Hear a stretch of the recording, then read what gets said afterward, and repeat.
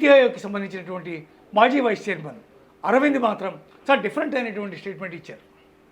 ముఖ్యంగా ఈ స్టేట్మెంట్ చూస్తే చాలామందికి ఆశ్చర్యం వేస్తుంది. పతనం అవనండి రూపాయలు పర్వాలేదు, ఎందుకంటే తద్వారా అనేక రకాల విదేశీ పెట్టుబడులు ఇక్కడికి వచ్చేటటువంటి అవకాశం ఉంది. రూపాయి పతనం అయింది కాబట్టి ఆయిల్ సమస్య తీరినంత వరకు మాత్రమే రూపాయి పతనం జరుగుతుంది.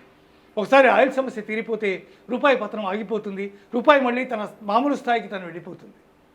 కాబట్టి ఈ పరిస్థితి ఎంతో కాలం కొనసాగదు.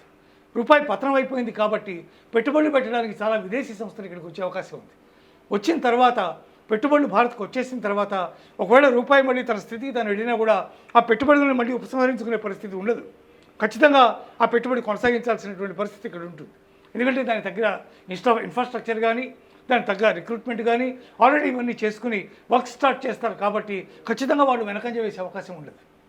అందువల్ల రూపాయి ఎంత పతనం అవుతుందో, ఏ మేరకు పతనం అవుతుందో అంతలో పతనం కానిది పర్వాలేదు అనేటటువంటి స్టేట్మెంట్ ఆయన ఇచ్చారు.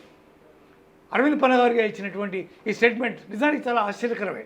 చాలామంది ప్రపంచంలో పతనం ఎప్పుడైతే ప్రారంభమైందో వాళ్ళ యొక్క what ever it may be the denomination, what ever it may be the name of the rupee, మన దేశంలో కావచ్చు, పాకిస్తాన్లో కావచ్చు, బంగ్లాదేశ్లో కావచ్చు, ఇంకో చోట కావచ్చు, ఎక్కడైనా పతనం ఎప్పుడైతే స్టార్ట్ అయిందో అప్పుడు ఆటోమేటిక్గా ద్రవ్యోల్బణం ఏర్పడుతుంది అనేది ప్రధానమైనటువంటి సమస్య.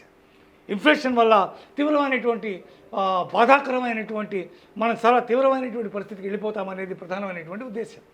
కానీ దాని వ్యతిరేకమైనటువంటి స్టేట్మెంట్ని మనం చూస్తున్నాం. నిజానికి ఇందులో కూడా కొంత నిజం లేకపోలేదు. ఎప్పుడైతే రూపాయి పతనం స్టార్ట్ అయిందో ఆటోమేటిక్గా విదేశీ పెట్టుబడులు ఇక్కడ ఏదో ఒకటి స్టార్ట్ చేయడానికి వస్తాయి. అవి ఎప్పుడైతే ఇక్కడికి వచ్చినాయో ఆటోమేటిక్గా వాళ్ళ యొక్క పెట్టుబడి ద్వారా భారత్ బలపడుతుంది.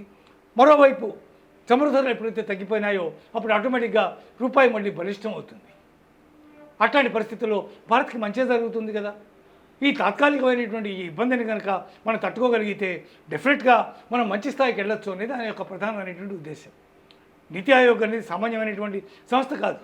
ఆ సంస్థకి వైస్ చైర్మన్గా ఉన్నటువంటి ఆయన ఈ రకమైనటువంటి స్టేట్మెంట్ ఇవ్వడం ద్వారా భారత రూపాయి ఏ విధంగా బలిష్టం అవుతుందో అని చెప్పారు.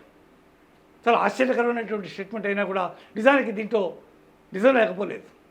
అందువల్ల భారత్లో ఉన్నటువంటి పరిస్థితులు తాత్కాలికమే, ఇవి కేవలం టెంపరీగా భారత్ మీద ఒత్తిడి పెంచుతాయి తప్ప దానివల్ల ఎట్లాంటి నష్టం లేదు అనేటటువంటి విషయాన్ని ప్రతి వ్యక్తికి అర్థమయ్యేటటువంటి రీతిలో ఆయన తన యొక్క స్టేట్మెంట్లో స్పష్టంగా చెప్పారు.